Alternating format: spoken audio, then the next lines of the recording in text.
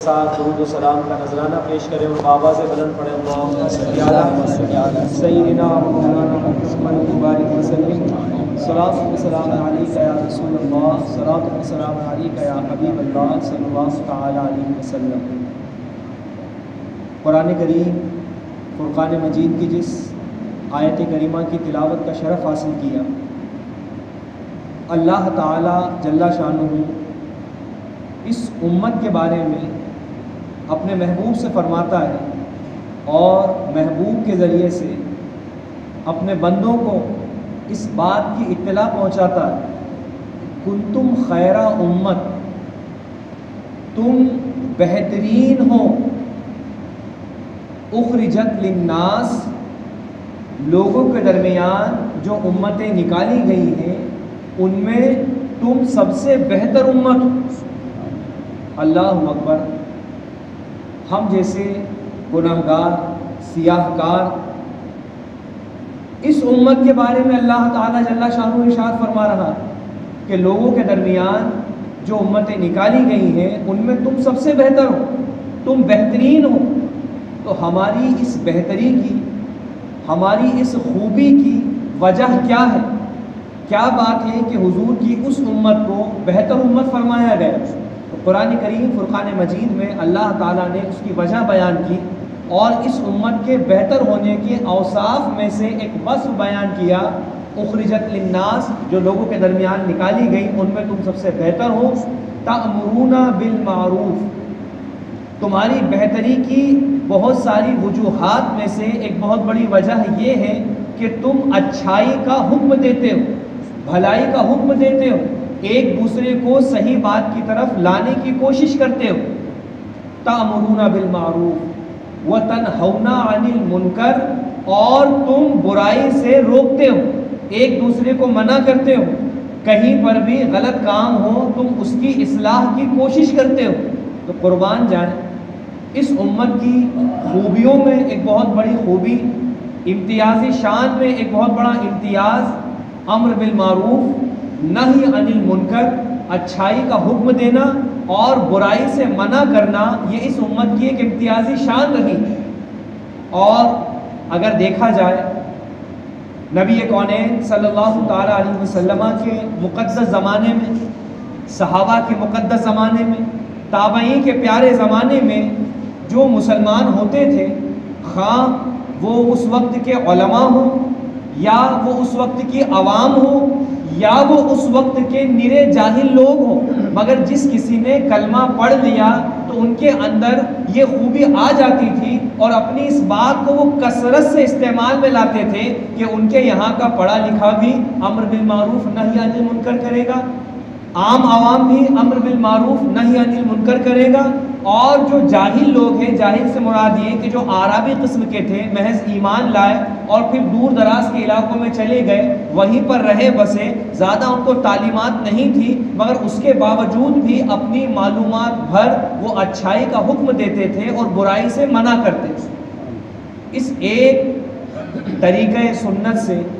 امت کی ایک اکثریت اصلاح پر شدت کے ساتھ قائم تھی، اور بلا تفریق آج جو ہماری پستی کی حالت ہے، جو ہم ہر جگہ پر رسوائی اور ذلت کا منہ دیکھ رہے ہیں، اس میں بہت بڑی ایک وجہ ہماری یہ بھی ہے کہ اس امت کی بہتری کے لیے جو خوبی اور وصف ہمارا بتایا گیا تھا کہ ہم بھلائی کا حکم دیتے ہیں، برائی سے منع کرتے ہیں، آج نوبت یہاں تک آ گئی ہے کہ بھلائی کا حکم دینا تو دور کی بات، برائی پر ابھارنے والے موجود ہیں، برائی پر ساتھ دینے والے موجود ہیں، اور اگر کوئی ڈٹ کر حق کا ساتھ دیتا ہے تو اس کی مخالفت کے لیے جتھا کے جتھا تیار ہو جاتا ہے۔ اور کوئی یہ نہ سمجھے اپنے تئیں کہ نہیں میں تو ایسا نہیں کرتا ہوں، بہت ساری ایسی چیزیں ہیں کہ جس میں ڈائریکٹ یا انڈائریکٹ، جان بوجھ کر یا انجانے میں ہم بھی اچھے کاموں میں رکاوٹ بن جاتے ہیں۔ جیسے مثال کے طور پر ایک شخص ہے، وہ شراب پینے کا عادی، یہ اس کے اندر برائی ہے۔ ایک شخص ہے، وہ داڑھی چھلاتا ہے، یہ اس کے اندر برائی ہے، مگر وہ داڑھی چھلانے والا شخص اپنے اس گناہ کے ساتھ ساتھ اور اچھے کام اگر کرتا ہے یا کرنا چاہتا ہے، یا وہ لگا ہوا ہے، یا وہ شراب پینے والا شخص اپنے اس گناہ کبیرہ کے ساتھ ساتھ کسی اچھے کام کو کرنا چاہتا ہے تو کئی جگہ پر اور لوگ جو شراب نہیں پیتے ہیں یا باشرع ہیں وہ خود اس کو یا تو تانے سے کام لیتے ہیں یا طنز سے کام لیتے ہیں، یا اٹھا کر آدمی کہتا ہے اب کیا لو شرابی لوگ دین کا کام کریں گے، لو اب یہی بچا ہے کیا، فاسق فاجر لوگ کیا آگے آگے رہیں گے۔ ان کے یہ جملے کہیں نہ کہیں وہ شرابی یا کہیں نہ کہیں وہ فاسق صورت شخص جو کام کر بھی رہا تھا، ان کے ان تانے بھرے جملوں نے اس امر بالمعروف کو یا اس دین کے اچھے چلتے ہوئے کام کو کہیں نہ کہیں اپنے جملے کے ذریعے سے رکاوٹ ڈال دی۔ اب وہ کہے گا ٹھیک ہے یار اپن تو اس قابل ہے ہی نہیں، اپن کیا کر سکتے ہیں، چھوڑو وہی لوگ دیکھیں گے۔ تو یاد رکھیں ایسا نہیں، ہم میں سے ہر شخص کو اللہ نے کچھ نہ کچھ صلاحیت عطا فرمائی، اور اگر کوئی یہ سوچے کہ کوئی ایسا شخص ہمیں مل جائے جو گناہوں سے بالکل پاک ہے، فرشتہ صفت ہے، تو پھر آپ کی زندگی ختم ہو جائے گی۔ آپ چراغ لے کر رات میں ڈھونڈو یا دن دہاڑے سورج کی روشنی میں ڈھونڈو، آپ کو ملنا مشکل ہی رہے گا، کیونکہ وہ اوصاف جو آپ تلاشتے پھر رہے ہو وہ اولیاء اللہ میں ملیں گے، اور اللہ کے ولیوں نے تو ویسے ہی اس گناہوں بھرے دلدل سے اپنے آپ کو سمیٹ لیا، ان حضرات نے اپنے آپ کو چھپا لیا۔ ایک زمانہ ہوتا تھا کہ اولیاء اللہ عام لوگوں کے درمیان موجود ہوتے تھے، لوگ اپنی کھلی آنکھوں سے ان کی کرامتیں دیکھتے تھے، اپنی کھلی آنکھوں سے ان کی بارگاہ میں دعائیں کرا کے ان کی دعاؤں کا اثر دیکھتے تھے۔ مگر اب لوگوں کے حالات اتنے بدتر ہو گئے کہ جو اولیاء اللہ موجود ہیں، اور اس کو آپ عقیدتاً رکھیں کہ دنیا کبھی بھی اللہ کے ولیوں سے خالی نہیں ہو، ہمیں نظر آئے نہ آئے، ہماری ملاقات ہو سکے نہیں ہو سکے، اللہ کے اولیاء کل بھی موجود تھے، آج بھی موجود ہیں اور قیامت تک موجود رہیں۔ یہ الگ بات ہے کہ انہوں نے اپنے آپ کو عام عوام سے چھپا لیا، اپنے آپ کو الگ کر لیا، بلکہ انہوں نے صرف الگ ہی نہیں کیا۔ دیکھا جائے چلیے جو زندہ اولیاء اللہ ہیں ظاہری حیات کے ساتھ وہ نہیں نظر آ رہے ہیں، ان کے فیوز و برکات ہم نہیں لے پا رہے ہیں، مگر جو اولیاء اللہ مزاروں میں موجود ہیں وہ تو کل بھی فیض دے رہے تھے، آج بھی فیض دے رہے ہیں۔ انہوں نے تو بھلے ہی ظاہری طور پر اپنے آپ کو چھپا لیا، مگر اپنے مزاروں کے ذریعے، اپنے آستانوں کے ذریعے، اپنی زیارت گاہوں کے ذریعے وہ آج بھی فیض رساں۔ مگر جو زندہ اور حیات اولیاء اللہ ہیں، جو ظاہری حیات کے ساتھ ہیں، انہوں نے اپنے آپ کو سمیٹ لی لوگوں کی بدعمالیوں کی وجہ سے۔ اللہ اکبر، مسلمانوں غور کرنے کی بات ہے، آج ہم غیروں کے تعصب پر بات کرتے ہیں، مسلمانوں پر یہ گزر رہا ہے، وہ گزر رہا ہے، یہ ہو رہا ہے، وہ ہو رہا ہے، آج یہاں پر دقت آ گئی، کل وہاں پر دقت آ گئی، اس پر خوب چرچے ہوتے ہیں، مگر بندہ کبھی یہ نہیں سوچتا کہ کہیں یہ دقت ایسا تو نہیں کہ ہماری ہی وجہ سے آئی ہو، وہ لوگ صرف سبب اور ذریعہ بن گئے۔ کیونکہ یاد رکھیں جب قوم میں ظلم عام ہو جاتا ہے، اللہ کی نافرمانیاں عام ہو جاتی ہیں، دین اور شریعت پر عمل لوگ ترک کرنے لگتے ہیں، تو اللہ تعالیٰ پھر قوموں پر ظالموں کو مسلط کر دیتا ہے۔ ایک تاریخی جملہ، حجاج بن یوسف کا کبھی نام سنا ہو، تاریخ میں ایک قتل و غارت کرنے والے بادشاہ میں سر فہرست نظر آتے ہیں، بلکہ بعض لوگوں نے دربار حجاج بن یوسف میں جا کر کہا کہ اگر اسی کثرت سے تمہارے سپاہی قتل عام کرتے رہے تو یہ تو بتاؤ کہ رہے گا کون؟ تم ہی پھر حاکم رہو گے، تم ہی محکوم رہو گے، تم ہی راجہ رہو گے، تم ہی پرجا رہو گے، کون بچے گا؟ کچھ تو رحم کرو، کچھ تو کمی کرو۔ حجاج بن یوسف نے کیا کہا تھا؟ میں کچھ نہیں ہوں، میں کچھ نہیں کرنے والا ہوں، بس یہ سمجھ لو کہ تم لوگوں کی بدعمالی کی وجہ سے اللہ نے مجھ جیسے کو تم پر مسلط کر دی۔ یاد رکھیں، کوئی یہ نہ سمجھے کہ یار ٹھیک ہے جو برائی کر رہے ہیں وہ تو ٹھیک ہے، اچھے لوگ بھی تو جو ہے کہ دقت میں ہیں۔ تو جس قرآن کی آیت کی میں نے تلاوت کی، تامرون بالمعروف و تنہون عن المنکر، اچھائی کا حکم دو، برائی سے منع کرو، ہماری قوم نے اس چیز کو دھیرے دھیرے چھوڑا۔ اللہ کے محبوب صلی اللہ علیہ وسلم کی کئی احادیث کریمہ جس میں حضور نے فرمایا کہ اللہ تعالیٰ کسی کے عمل کے بدلے کسی اور کی گرفت نہیں فرماتا۔ ایسا نہیں کہ نماز باپ چھوڑا اور بیٹا گرفت میں آ جائے، یا نماز بیٹے نے چھوڑی تو باپ کی اللہ پکڑ فرما لے، ایسا نہیں۔ اور یہ قوم بھی جانتی کہ بھائی جس نے برا عمل کیا اس کی سزا وہ پائے گا، جس نے اچھا عمل کیا اس کی خوبی وہ پائے گا، ہر ایک کو اپنے اپنے اعمال کی سزا ملنی ہے۔ تو یہ بات تو آپ جانتے ہو، حضور کی ایک حدیث اور سنو اور یہ مزید مفہوم اپنے دماغ میں اور اتار لو۔ اللہ کے محبوب خود فرماتے ہیں کہ اللہ تعالیٰ کسی اور کے عمل کی وجہ سے کسی اور کی گرفت نہیں فرماتا، مگر یہ مگر کا کلمہ بتاتا ہے کہ ہاں کوئی چیز ایسی ہو بھی سکتی کہ کرے گا کوئی اور پکڑ میں سب آ جائیں۔ تو حضور نے صرف مگر کہہ کر خاموشی نہیں اختیار فرمائی، بلکہ اس استثناء کو ذکر بھی فرما دیا کہ یوں تو اللہ جس نے برائی کی اس کی گرفت فرمائے گا، جس نے نیکی کی اس کو اجر دے دے گا، مگر ہاں جب قوم میں برائی ہو، گناہ کیے جا رہے ہوں، اللہ کی نافرمانی کی جا رہی ہو،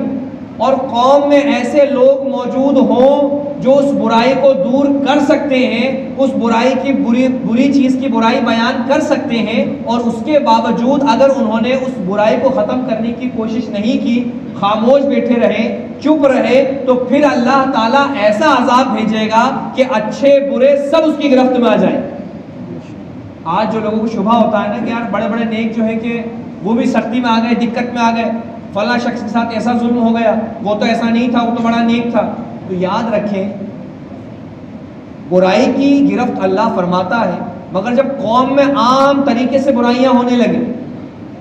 اور اچھے سربراہردہ لوگ یا جو کوئی جسے اللہ نے اتنی طاقت اور صلاحیت دی ہے کہ وہ اس برائی کو روک سکے، اور اگر وہ لوگ نہیں روکتے ہیں تو پھر اللہ تعالیٰ اجتماعی طور پر سب کی پکڑ فرما لے۔ اب چاہے پھر تم پر ظالم مسلط کر دیا جائے، چاہے پانی کی کمی سے تمہاری کھیتیوں کو ہلاک کر دیا جائے، چاہے مال دولت کی کمی کر کے تمہیں بھوکا پیاسا رکھ دیا جائے، پھر وہ اللہ قادر ہے جس طرح سے چاہے اپنی گرفت تمہارے اوپر بھیج دے۔ اور یہاں پر دونوں باتیں قابل غور ہیں جو ہماری قوم سے بالکل ہاتھ سے نکلتی چلی جائے۔ وہ یہ نہ سمجھے کہ یار میں پہلے کوئی چور ڈھونڈوں پھر اس کی اصلاح کروں گا، کوئی سوچتا ہے کہ چلو میں شرابی ڈھونڈوں پھر بولوں گا کہ بھائی نہیں یار برائی سے رک جاؤ، ایسا نہیں۔ آپ کو کہیں جانے کی ضرورت نہیں، ہم میں سے ہر شخص اگر صرف اپنے گھر کا جائزہ لے لے، کیونکہ گھر ہوتا ہے ایک مجموعی طور پر افراد کے رہنے کا نام۔ گھر میں ماں ہوگی، باپ ہوگا، بہن ہوگی، کسی کے یہاں جوائنٹ فیملی ہے تو بھائی کے اور دوسرے بھائی ہوں گے، ان کی بیویاں ہو سکتی ہیں، اسی مجموعے کا نام ایک گھر ہوتا۔ تو بہت دور اصلاح کرنے جانے یا کروانے کی ضرورت نہیں ہے۔ اگر بندہ اپنے گھر ہی کا جائزہ لے لے، مردوں کا لے لے، عورتوں کا لے لے، بچوں کا لے لے، جوانوں کا لے لے، تو خود آپ کو اپنا گھر اس قابل ملے گا کہ کیا میں زمانے کو سدھارنے جاؤں یا کیا میں باہر کی دنیا کو رہوں، خود میرا گھر شرعی اعتبار سے تباہ و برباد۔ آپ کہیں گے کیسے؟ میں کہوں گا جی سنیں اسے۔ اگر ہم خواتین کی بات کریں، بندہ اپنے گھر کا جائزہ لے لے کہ ہمارے یہاں پر پردے کا کتنا اہتمام، آدھی چیزیں تو یہی سمجھ میں آ جائیں، اور پردہ یہ نہیں ہے جناب، بہت سے لوگ یہ سمجھتے ہیں کہ یار گھر سے عورتیں برقع پہن کے نکلتی تو ہیں پھر واپس آ جاتی ہیں۔ جی یہ حکم صرف گھر سے کسی پرچون کی دکان پر جانے یا گھر سے صرف اسپتال تک جانے کے لیے نہیں۔ عورت جس جگہ پر بھی ہے، جس حال میں بھی ہے، وہ عورت ہی، پردہ اس پر ہر جگہ لازم۔ اور عام طور پر کیا دیکھنے میں آتا ہے کہ ایک جگہ سے دوسری جگہ گئیں، اپنے آپ کو برقعے میں، اپنے آپ کو پردے میں کر لیا، مگر ہاں جب کسی کے یہاں شادی ہوئی، کسی کے یہاں انتقال ہوا، کوئی اور خوشی یا غم کا موقع ہوا، عقیقہ ہوا، کچھ بھی ہوا، اب کیا ہوتا ہے وہاں مہمان جمع ہوتے ہیں، کوئی کسی کا چچا لگتا ہے، کوئی خالہ ہے، کوئی پھوپھی ہے، کوئی پھوپھی زاد بھائی ہے، ایک مجمع جمع ہوتا ہے۔ اب وہاں پردے کا اہتمام نہیں ہوتا، کیوں؟ یہ تو رشتہ دار لوگ ہیں، یہ کون ہے؟ یہ تو خالہ زاد بھائی، یہ کون ہے؟ یہ تو ماموں زاد بھائی۔ اب آنا جانا، کھانا پینا، رہنا سہنا سب چل رہا ہے۔ تو غور کریں، پردہ غیر محرم سے تھا، وہ آپ کا رشتہ دار غیر محرم ہو تب بھی پردہ ہے، اور باہر کا ہو تب بھی پردہ ہے۔ مگر آدھی چیز اپنے گمان میں ہم سمجھتے ہیں کہ ہم با پردہ ہو گئے، ہم برقعے کے ساتھ نکلنے لگے، بس ہو گیا ہمارا کام۔ ایسا نہیں۔ مردوں کے اعتبار سے دیکھیں تو بندہ دور نہ جائے، اپنے گھر کا جائزہ لے کہ میرے گھر میں جب نماز کا وقت آتا ہے تو فجر میں کتنے لوگ گھر سے باہر نکلتے ہیں نماز کے لیے، عشاء میں کتنے لوگ نماز پڑھنے کے لیے جاتے ہیں۔ تو جب آپ اس طرح سے اپنے گھر ہی کا جائزہ لیں گے تو زمانے، دنیا، لوگ یہ دیکھنے کی ضرورت ہی نہیں پڑے گی۔ بندے کو سب سے پہلی اصلاح اپنے گھر میں نظر آ جائے گی کہ میرا بھائی کیا کر رہا ہے، چھوٹا ہے یا بڑا ہے، وہ کیا کر رہا ہے۔ بات کرنے میں سچ بولتا ہے جھوٹ بولتا ہے، کاروبار کرنے میں دھوکے بازی کرتا ہے طریقے سے کر رہا ہے، وقت کی پابندی کرتا ہے وقت چراتا ہے. جب آپ ان چھوٹی چھوٹی چیزوں پر غور کرو گے تو آپ کو حیرت انگیز نتائج ظاہر ہوں گے کہ یا اللہ خود میرا گھر ایک طرح سے جنت جہنم نشان بنا ہوا، یہیں پر اتنی بدعمالیاں ہیں، یہیں پر اتنے شریعت مطہرہ کے احکام کو ترک کیا جا رہا ہے. تو جب ایک گھر والا اپنے گھر میں دیکھے، دوسرے گھر والا دوسرے گھر میں دیکھے، تیسرے گھر والا تیسرے گھر میں دیکھے، اور آپ سب کے گھروں کا مجموعہ، پھر وہ محلہ کہلاتا ہے، وہ شہر کہلاتا ہے، وہ اسٹیٹ کہلاتا ہے، تو آپ خود غور کریں گے کہ ہم گھر گھر میں شریعت مطہرہ کی مخالفت موجود ہے. جب سب جگہ موجود ہے تو پھر اللہ قادر ہے وہ ظالم حکومتوں کے ذریعے پھر تمہیں ٹائٹ کر دے. آپ دیکھیں چھوٹی سی مثالوں کے ذریعے، آج اگر کئی جگہ پر ہوتا ہے کہ بھائی شادی میں پٹاخے مت پھوڑو، نہیں آپ کی حیثیت ہے تو مت بھیڑ لے جاؤ، مت قرضے لو، مت یہ کرو، لوگ مانتے نہیں، کریں گے. بھائی ویڈیو مت کرو، کریں گے. مگر یہ ذرا سا حکومت نے ٹائٹ کیا کہ ابھی فلاں فلاں مرض پھیلا ہوا ہے، 15 لوگ سے زیادہ نہیں ہونا، 30 سے زیادہ نہیں ہونا، نام لکھاؤ، یہ کرو، اپنے آپ لائن میں آ گئے. بڑی بڑی شادیاں اس قید و بند کے سالوں میں ایسی نمٹ گئی کہ جن میں 2,000 3,000 کے کھانے ہونے تھے اور 20 لاکھ خرچے ہونے تھے، وہ شادیاں تھوڑے سے پیسوں میں چند لوگوں کے درمیان ہو کر ختم ہو گئی. تو یہی حکم اگر آپ کی شریعت آپ کو دے رہی تھی کہ رسول اللہ کے دین میں بہتر نکاح وہ ہے جس میں خرچ کم ہو، تو لوگ کان دھرنے کو تیار نہیں، عمل کرنے کو تیار نہیں. اور ذرا سی رسی پھر حکومت کی معرفت سے ٹائٹ ہوئی تو لوگ اس پر عمل کرنے لگے، باہر نہیں نکلنا نہیں نکلیں گے، ایسا کرنا کریں گے. تو میرے عزیز غور کریں کہ ہم خود کر سکتے تھے اور آج بھی اللہ کے دیے ہوئے احکام کو ہم عمل میں لا سکتے ہیں، مگر لوگوں نے جب تک کوئی اوپر سے سختی نہ کرے چھوڑ دیا. جب تم نے چھوڑ دیا تو پھر رحمت الہی نے تمہاری طرف سے منہ موڑ لی. آج اگر ہم دیکھیں، میں سراحت سے نہیں کہنا چاہتا مگر غور کرنے کی بات ہے، ہم بزرگوں کے ماننے والے ہیں، اولیاء اللہ کے ماننے والے، اور خدا کی قسم ایسے بڑے بڑے اکابر سروئے زمین پر آرام فرمائے، سرکار بغداد جیسے، خواجہ غریب نواز جیسے، کہ بندہ دنیا کے جس کونے میں مصیبت ہو وہ اپنے اس مقام سے اس کی مدد فرما سکتے ہیں. غور کرنے کی بات ہے. مگر کیا وجہ ہے؟ ایک مسلمان پس گیا، کوئی مدد نہیں آئی. کئی جگہ پر مکانات نظر آتش کر دیے گئے، کوئی مدد نہیں آئی. کئی جگہ پر بھیڑ نے ظلم کا شکار بنا لیا، کوئی مدد نہیں آئی. تو کیا مطلب سمجھتے ہیں اس کا؟ کیا معاذ اللہ ان اولیاء کی قدرت میں کمی ہو گئی؟ حاشا للہ،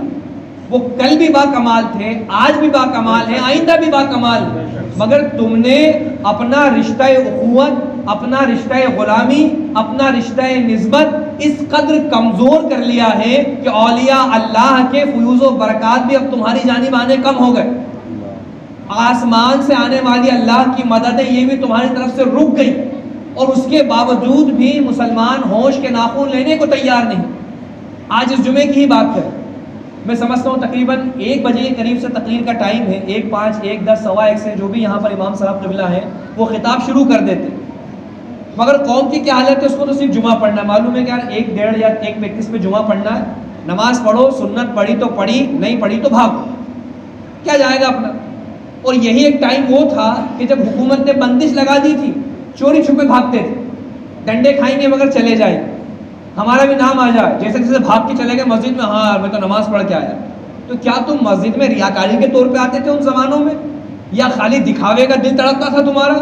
جب حکومت نے بندشیں لگائیں تو مسجد جانے کے لیے تڑپ رہے تھے، اور آج مسجدیں کھلی ہیں تو آنے کو تیار نہیں. کیا وجہ ہے اس کی؟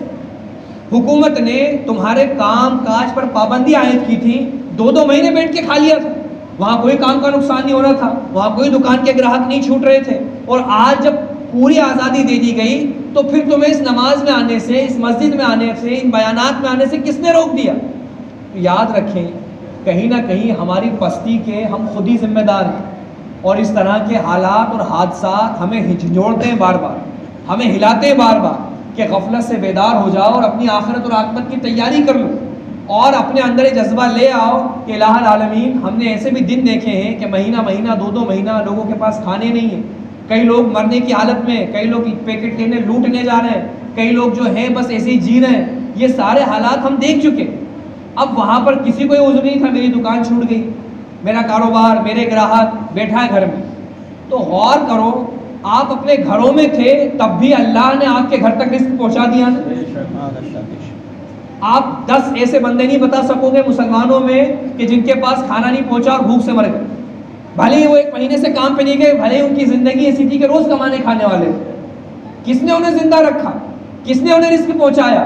وہ قادر مطلق، وہ خالق کائنات جس نے بندوں کا رزق اپنے ذمہ کرم پر لیا ہے، اس نے بغیر کمائے بھی رزق لوگوں کے حلق تک پہنچا دیا۔ تو میرے عزیز، جب اس کے دین کے لیے بلاوا، اور یہ جمعے جیسی نماز قرآن کریم فرقان مجید میں فرمایا گیا، اذا نودی للصلاۃ من یوم الجمعہ، جب نماز جمعہ کے لیے اذان پکار دی جائے،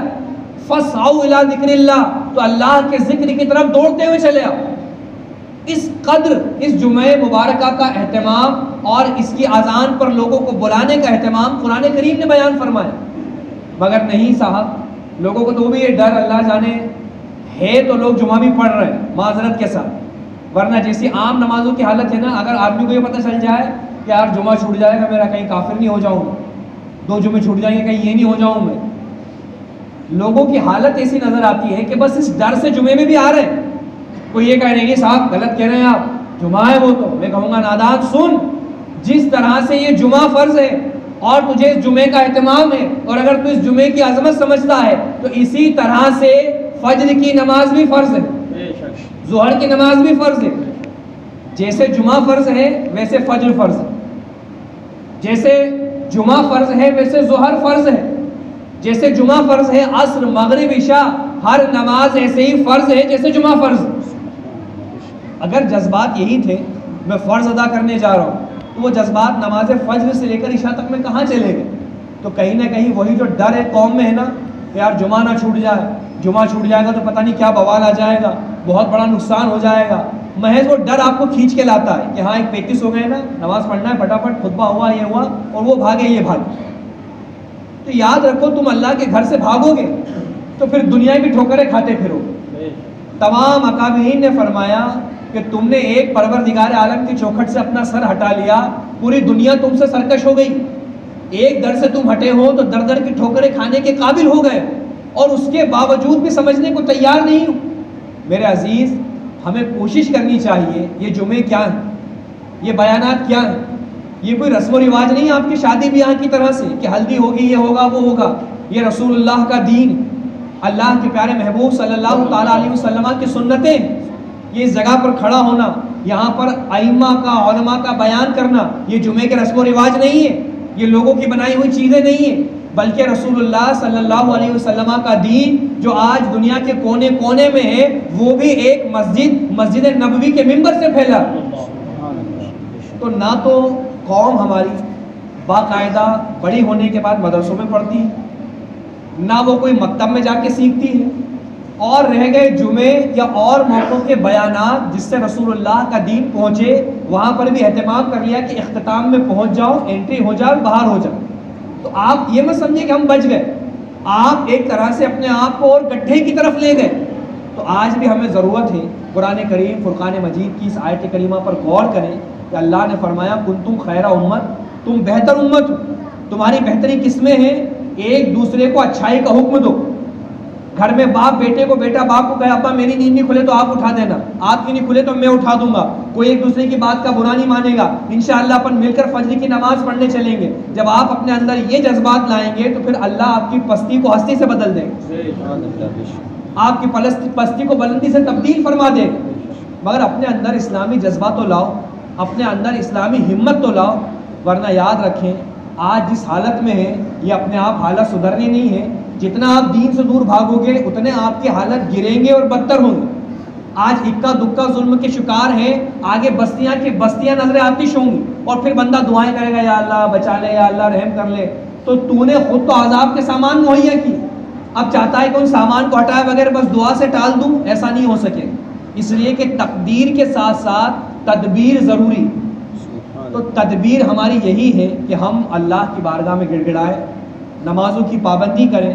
جھوٹ، کینہ، بغض، حسد، یا جو بھی برائیاں ہم میں ہیں دھیرے دھیرے اس کو چھوڑنے کی کوشش کریں. اور اللہ نے اس امت کی جو خوبی بیان فرمائی کہ تم بھلائی کا حکم دیتے ہو، برائی سے منع کرتے ہو، اس کی اپنے اندر، اپنے گھر میں، اپنے دوستوں یاروں میں عادت لائیں. ایک دوسرے کو آزاد کر دیں. میری کوئی بھی شریعت کے خلاف بات دیکھنا تو ٹوک دے،